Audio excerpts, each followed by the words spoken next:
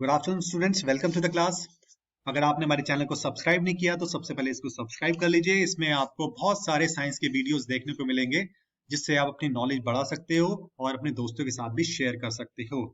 तो स्टार्ट करते हैं आज का टॉपिक। आज का हमारा टॉपिक है कंडक्शन, कन्वेक्शन एंड रेडिएशन। ये तीनों चीजें क्या हैं, इनके बीच में क्या डिफरेंस है, आज इसी को समझेंगे इस वीडियो में। सबसे पहले समझते हैं व्हाट इज हीट। हीट का कॉन्सेप्ट अंडरस्टैंड करना बहुत इंपॉर्टेंट है। It is energy that is transferred from one body to another due to the difference in the temperature. ये एक तरह की ऊर्जा है जो कि ट्रांसफर होती है एक बॉडी से दूसरी बॉडी की तरफ due to difference in temperature. इनके बीच में टेम्परेचर डिफरेंस होगा तो हीट ट्रांसफर स्टार्ट हो जाएगी। It travels from object having higher temperature to the objects with lower temperature. जिस ऑब्जेक्ट का ज्यादा टेम्परेचर होगा वहां से हीट ट्रांसफर स्टार्ट हो जाएगी towards the object with lower temperature.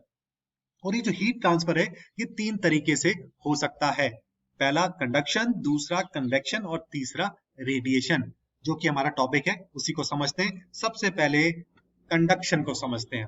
Conduction it is transfer of heat through direct contact. इसमें जो हीट एनर्जी ट्रांसफर तब होती है जब ऑब्जेक्ट्स आपस में डायरेक्ट कांटेक्ट में होते हैं, एटम्स या मॉलिक्यूल्स आपस में डायरेक्ट कांटेक्ट में होते हैं। It is due to molecular collision between solids and liquids. देखिए, जो हीट सोर्स होता है उसके पास जो मॉलिक्यूल्स या जो एटम्स होते हैं वो एनर्जी गेन कर लेते हैं।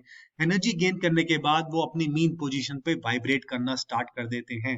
और जब वो वाइब्रेट करते हैं, जो पास वाले लेयर्स होती है, पास वाले मॉलिक्यूल्स है, पास वाले जो एटम्स होते हैं उनके साथ टकराते हैं।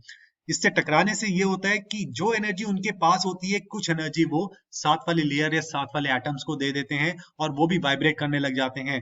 फिर वो तीसरी लेयर के साथ, तीसरे एटम के साथ टकराते हैं और इस तरीके से एनर्जी, हीट एनर्जी ट्रांसफर होना स्टार्ट कर देती है। So it is due to molecular collision between solids and liquids. ये फिनोमेना हमें सॉलिड्स में ज्यादा देखने को मिलता है क्योंकि सॉलिड्स में एटम्स या मॉलिक्यूल्स कंपैरेटिवली ज्यादा कॉम्पैक्ट तरीके से पैक्ड होते हैं बजाय लिक्विड्स एंड गैसेस के। गैसेस में ये फिनोमेना हमें कम देखने को मिलता है। Temperature difference decides the rate of energy transfer. जितना ज्यादा टेम्परेचर डिफरेंस होगा उतना ज्यादा रेट, उतनी तेजी से एनर्जी का ट्रांसफर होगा from object at higher temperature to the object at lower temperature. चलिए इसको एक एग्जांपल से समझते हैं। हमने एक फ्राइंग पैन ले लिया, उसमें पानी रखा और उसे गर्म करने लग गए। अब दो तीन चीजें जो हमें नोटिस होंगी वो इस तरीके से होंगी। ये मेटल का फ्राइंग पैन है और इसकी जो लोअर मोस्ट लेयर है वो फ्लेम के साथ टच में है और इस फ्लेम ने लोअर मोस्ट लेयर को गर्म कर दिया। लेकिन धीरे धीरे जो हैंडल है वहां तक हीट पहुंच जाती है। अगर हम हैंडल को टच करेंगे, अगर वो बेकेलाइट का नहीं है तो हमें उस हीट का एहसास हो जाएगा, हमें गर्म लगेगा। ये किस तरीके से हुआ? मेटल के जो लोअर मोस्ट जो सरफेस है वो डायरेक्ट कांटेक्ट में थे हीट के। हीट ने उस लेयर को गर्म कर दिया जिसकी वजह से जो एटम्स थे या मॉलिक्यूल्स थे आपस में वाइब्रेट करने लगे। वो लेयर वाइब्रेट करने लगी और सेकंड लेयर के साथ टकराई, सेकंड मॉलिक्यूल्स के साथ टकराई, वो भी वाइब्रेट करने लगी। इस तरीके से वाइब्रेशन से एनर्जी ट्रांसफर होती गई और एज ए रिजल्ट वो पैन के हैंडल तक पहुंच गई और हमें उस हीट का एहसास हो गया। तो ये metal to metal heat transfer थी due to conduction, molecular collisions within the metal itself. अब पानी था, पानी भी बॉईल होना स्टार्ट हो गया। पानी के मॉलिक्यूल्स भी आपस में टकराए। जो लोअर मोस्ट लेयर थी पानी की, वो उसने हीट गेन की और वो वाइब्रेट करने लगी। वाइब्रेशन से जो नियरेस्ट उसके लेयर थी वो भी टकराने, उससे टकराया, वो भी वाइब्रेट करने लगी और इस तरीके से हीट एनर्जी ट्रांसफर हो गई और पानी में भी कंडक्शन की वजह से हीट फैल गई। पानी के मॉलिक्यूल्स मेटल से भी टकरा रहे हैं, मेटल गर्म हो रहा है, वो भी पानी को गर्म कर रहा है, तो metal to water, water to metal, इस तरीके से कंडक्शन का प्रोसेस पूरी तरीके से फैल गया। और ये कंडक्शन, बॉइलिंग वाटर एक तरह से कंडक्शन का एग्जांपल है। ये मैंने एक पेंडुलम आपको शो किया है जो कि जिससे आपको समझने में आसानी होगी। मान लेते हैं ये पिंक बॉल है, इसको हमने एनर्जी प्रोवाइड किया, मैंने इसको पुश किया, ये पुश हुई तो उसने ग्रीन के साथ टकराई, ग्रीन भी वाइब्रेट करने लगी, ऑसिलेट करने लगी। ग्रीन येलो के साथ टकराई, येलो ऑरेंज के साथ टकराई और ऑरेंज रेड बॉल के साथ टकराई। तो इस तरीके से एनर्जी टकराने लगी। जो पिंक वाली बॉल थी उसने रेड वाली बॉल की जगह पर नहीं आई, वो अपनी जगह पे वाइब्रेट या ऑसिलेट कर रही है, लेकिन एनर्जी देखिए ट्रांसफर हो गई। पिंक की वजह से ग्रीन ने एनर्जी गेन की, ग्रीन फिर येलो से टकराई, येलो ने एनर्जी गेन की, उसकी वजह से ऑरेंज ने, ऑरेंज की वजह से रेड ने। तो इस तरीके से एनर्जी का, हीट एनर्जी का भी इस तरीके से ट्रांसफर होता है, इस तरीके से ट्रेवल करती है कंडक्शन के प्रोसेस में। तो आई होप ये आपको समझ आया होगा। अब आगे बढ़ते हैं, कन्वेक्शन को समझते हैं। कन्वेक्शन में जो हीट एनर्जी होती है वो किस तरीके से ट्रांसफर होती है, इसमें फिजिकल मूवमेंट होती है फ्लूइड की।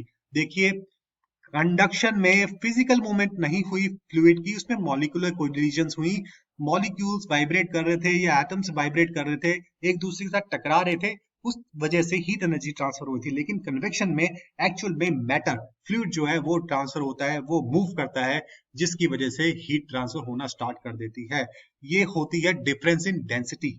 देखिए, जो प्राइमरी रीजन है वो तो पहले टेम्परेचर के डिफरेंस की वजह से होता है। ये टेम्परेचर का डिफरेंस डेंसिटी में डिफरेंस पैदा कर देता है और कन्वेक्शन का प्रोसेस स्टार्ट हो जाता है। It occurs in fluids due to actual flow of matter. ये फ्लूइड्स में होती है और उसमें एक्चुअल फ्लो, असलियत में मैटर का फ्लो होता है एक जगह से दूसरी। Denser mass of liquid replaces the warm and less dense mass of liquid bye pushing it upwards. जो ठंडा और डेंस, ज्यादा डेंस मास होता है लिक्विड का, वो रिप्लेस कर देता है गर्म और लेस डेंस मास लिक्विड को, और उसको ऊपर पुश कर देता है और वो नीचे की तरफ आ जाता है। It results in bulk movement of the fluid. ये जो मैंने आपको बताया, इसको एक एग्जांपल से समझते हैं, ज्यादा क्लियर हो जाएगा आपको। बॉइलिंग ऑफ वाटर को ही समझते हैं। आपने पैन में पानी रखा और उसको गर्म करना स्टार्ट कर दिया। देखिए, इनिशियली तो जो लोअर मोस्ट लेयर है पानी के, जो मॉलिक्यूल्स हैं वो एनर्जी गेन करेंगे, वाइब्रेट करना स्टार्ट कर देंगे और एक दूसरे से टकराएंगे। ये कंडक्शन का प्रोसेस हो रहा है, no doubt this is a conduction. Conduction हो रहा है, लेकिन जब लेयर आप लोअर मोस्ट लेयर और उसके साथ वाली लेयर ज्यादा गर्म हो जाएगी तो उसकी वजह से क्या होगा, उसके जो मॉलिक्यूल्स हैं वो फैल जाएंगे और उनकी डेंसिटी कम हो जाएगी। एनर्जी गेन करने से उनके बीच में जो डिस्टेंस है, स्पेस है, वो बढ़ जाएगा, जिसके फलस्वरूप उनकी डेंसिटी कम हो जाएगी। डेंसिटी क्या होता है? मास पर यूनिट वॉल्यूम। उनका जो मास है, नंबर ऑफ मॉलिक्यूल्स है, वो कम हो जाएंगे और उनकी डेंसिटी कम हो जाएगी। कंपैरेटिवली जो ऊपर वाली लेयर है, जिसको मैंने लाइट ब्लू कलर से शो किया, ऊपर वाली लेयर अभी ठंडी है, उसकी डेंसिटी ज्यादा है, उसमें number of molecules per unit volume ज्यादा है। नीचे वाली जो हीट सोर्स के कांटेक्ट में है, उसके पास एनर्जी ज्यादा है, इसलिए वो लेस डेंस है। तो अब होगा क्या, देखिए, धरती खींच रही है चीजों को अपनी तरफ। ऊपर वाली लेयर का मास ज्यादा है, जिसकी वजह से उस पे ज्यादा फोर्स लगेगी, वो भारी हो जाएगी, वो नीचे की तरफ आएगी, और जो हल्की है, जो लेस डेंस है, वो ऊपर की तरफ चली जाएगी। तो जो ऊपर वाली लेयर है, जो ठंडी है, उसकी डेंसिटी ज्यादा है, उसके ऊपर फोर्स ज्यादा लग रही है, वो नीचे की तरफ आ गई, और नीचे जब आई तो उसने पुश किया, और जो गर्म वाली है वो ऊपर की तरफ चली गई। तो ये एक सर्कुलर मोशन स्टार्ट हो गया, कन्वेक्शन करंट जिसको बोलते हैं। और इस तरीके से बल्क मूवमेंट स्टार्ट हो गई। देखिए, पूरे के पूरा जो पानी है वो मूव कर रहा है, इसमें इसमें वाइब्रेशन नहीं हो रही। वाइब्रेशन इनिशियली थी, कन्वेक्शन ने कंडक्शन को रिप्लेस कर दिया और बल्क मूवमेंट स्टार्ट हो गई पानी की, नीचे से ऊपर की तरफ, और ठंडे की ऊपर से नीचे की तरफ। तो इसको कन्वेक्शन बोलते हैं, जिसमें कूलर और डेंसर मास है वो रिप्लेस कर देता है, पुश कर देता है वार्म और लेस डेंस मास को, और एक तरह से कन्वेक्शन करंट, जो ये सर्कुलर मोशन है, कन्वेक्शन करंट स्टार्ट होकर पानी में हीट एनर्जी फैल जाती है। आई होप ये क्लियर हुआ होगा आपको। कुछ एग्जांपल्स और समझ लेते हैं कन्वेक्शन के। जो हॉट एयर बैलून है, देखिए, नीचे से हम हीट प्रोवाइड करते हैं, जिसकी वजह से जो पास की जो एयर है वो गर्म हो जाती है, ऊपर की एयर ठंडी होती है, और ठंडी एयर नीचे की तरफ आ जाती है क्योंकि उसकी डेंसिटी ज्यादा होती है, और गर्म एयर ऊपर चली जाती है। कन्वेक्शन करंट स्टार्ट हो जाता है, जिसकी वजह से जो बैलून है वो ऊपर की तरफ राइज करने लग जाता है। लावा भी हीट फ्लो का एग्जाम्पल है। देखिए, जो अर्थ की जो कोर है, वहां पे हीट है, बहुत ज्यादा प्रेशर है, जिसकी वजह से जो आसपास का जो मेंटल है, वो मैग्मा जो है वो गर्म हो जाता है, फ्लूइड सेमी फ्लूइड में कन्वर्ट हो जाता है, और वो फ्लो करना स्टार्ट कर देता है, और जिसकी वजह से इरप्शन होता है और वोल्केनोज हमें देखने को मिलते हैं। बॉइलिंग ऑफ वाटर जो अभी हमने समझा, ये जो एग्जांपल है कन्वेक्शन का। तो ये कन्वेक्शन का कॉन्सेप्ट आपको क्लियर हुआ, कंडक्शन का भी क्लियर हुआ। अब समझते हैं रेडिएशन। रेडिएशन में हीट ट्रांसफर होती है थ्रू इलेक्ट्रोमैग्नेटिक वेव्स, और इसमें हमें फिजिकल कांटेक्ट की जरूरत नहीं है between objects. Heat flow through empty spaces, में जो हीट है वो एम्प्टी स्पेसेस, वैक्यूम में भी फ्लो कर सकती है। ये ट्रेवल करती है with the speed of light 3 × 10⁸ metre per second. जब रेडिएशन, ये वाली हीट ट्रेवल कर रही होती है, ये एनर्जी जब ट्रेवल करती है, ये मैग्नेटिक फील्ड और इलेक्ट्रिक फील्ड दोनों प्रोड्यूस करती है जब ये ट्रेवल करती है। It occurs in all objects having temperature greater than 0 kelvin. जिस किसी की ऑब्जेक्ट का भी टेम्परेचर 0 केल्विन होगा, वो ये रेडिएशन, इलेक्ट्रोमैग्नेटिक रेडिएशन एमिट करेगा। वो बात अलग है कि वो बहुत कम होती है। X rays, gamma rays, visible rays, microwaves इसके एग्जाम्पल हैं। अब देखिए, एक एग्जाम्पल से समझते हैं। जो सन रेज है वो इलेक्ट्रोमैग्नेटिक रेडिएशन प्रोड्यूस कर रहे हैं जिसकी स्पीड है 3 × 10⁸ मीटर पर सेकेंड। सन और अर्थ के बीच में जो दूरी है वो लगभग है 15 करोड़ किलोमीटर। अगर हम टाइम निकालें कि कितने टाइम में वो रेडिएशन अर्थ तक पहुंच जाती है तो टाइम लगभग आता है 500 सेकेंड्स या 8 मिनट्स एंड 20 सेकेंड्स। देखिए 15 करोड़ किलोमीटर का जो डिस्टेंस है उसने 500 सेकेंड कितने कम टाइम में ट्रेवल कर लिया। तो हम ये बोल सकते हैं कि जो रेडिएशन जो ये एनर्जी है इसकी स्पीड बहुत तेज है, बहुत तेजी से ये ट्रेवल करती है with speed of light that is 3 × 10⁸ metre per second. अब ये तीनों फिनोमिना जो है इनको एक साथ विजुलाइज करते हैं कि किस तरीके से हो रहा है। देखिए हम पैन को गर्म कर रहे हैं, रेडिएशन, हीट सोर्स, रेडिएशन, इससे ये पैन की जो लोअर वाली लेयर है गर्म होना स्टार्ट हो गई। जो मॉलिक्यूल्स हैं, जो सबसे पास वाले पानी के मॉलिक्यूल्स हैं, वाइब्रेट करना स्टार्ट हो गए जिसकी वजह से ऊपर वाली लेयर से टकराए, वो भी वाइब्रेट करना स्टार्ट हो गए। तो कंडक्शन का प्रोसेस भी हमें देखने को मिला, रेडिएशन की वजह से कंडक्शन का प्रोसेस भी देखने को मिला। और ये जो मेटल का पैन है इसके जो एटम्स हैं वो भी वाइब्रेट करना स्टार्ट हो गए और ये वाइब्रेशन पहुंचते पहुंचते हैंडल तक पहुंच गई और हमें गर्मी का एहसास हो गया। कंडक्शन का प्रोसेस देखने को मिला, रेडिएशन का प्रोसेस देख रहे हैं। अब हुआ क्या, जब ज्यादा हीट हुई तो जो नीचे की जो पानी की लेयर है उसकी डेंसिटी कम हो गई कंपैरेटिवली ऊपर वाली लेयर के, जिससे कन्वेक्शन का प्रोसेस भी स्टार्ट हो गया। एक्चुअल में जो नीचे की गर्म लेयर थी वो ऊपर चली गई और ठंडी वाली नीचे आना स्टार्ट हो गई, एक सर्कुलर मोशन स्टार्ट हो गया विद इन वाटर। अब पानी बॉयल होना स्टार्ट हो गया और उसके पास की जो एयर थी वो भी गर्म हो गई, उसकी डेंसिटी कम हो गई ऊपर वाली एयर के मुकाबले और इसमें भी कन्वेक्शन का प्रोसेस स्टार्ट हो गया। तो हवा में भी कन्वेक्शन का प्रोसेस स्टार्ट हो गया, पानी में भी हो गया और कंडक्शन का प्रोसेस इनिशियली हम देख सकते थे जब वो लोअर मोस्ट लेयर गर्म होना स्टार्ट हुई। तो ये तीनों फिनोमिना हम पानी को जब बॉईल करते हैं फ्राई पैन में उसको हम महसूस कर सकते हैं, उसको हम विजुलाइज कर सकते हैं। अब यही फिनोमिना नेचर में भी देखते हैं। देखिए सूरज की जो किरणें हैं वो रेडिएशन, इलेक्ट्रोमैग्नेटिक रेडिएशन प्रोड्यूस कर रही हैं जो कि धरती तक पहुंचती है, ग्राउंड तक पहुंचती है, धरती के पानी तक पहुंचती है, उसे गर्म कर रही है। देखिए सूरज और पानी, सूरज और ग्राउंड, उसके बीच में कोई फिजिकल कॉन्टैक्ट तो है नहीं, 15 करोड़ किलोमीटर का डिस्टेंस है, दूरी है। उसके बावजूद भी जो सूरज की जो रोशनी है, जो इलेक्ट्रोमैग्नेटिक रेडिएशंस हैं वो पानी को गर्म कर देती हैं, ग्राउंड को गर्म कर देती हैं। तो हमने ये पाया स्पेस से होती हुई आ रही है। तो इलेक्ट्रोमैग्नेटिक रेडिएशन जो रेडिएशन है उसको ना तो किसी मीडियम की जरूरत है और वो ना ही किसी फिजिकल कांटेक्ट की जरूरत है और बहुत फास्ट है, विद इन 8 मिनट 20 सेकंड में वो पहुंच गई। तो रेडिएशन ने पानी को गर्म कर दिया और ग्राउंड को गर्म कर दिया।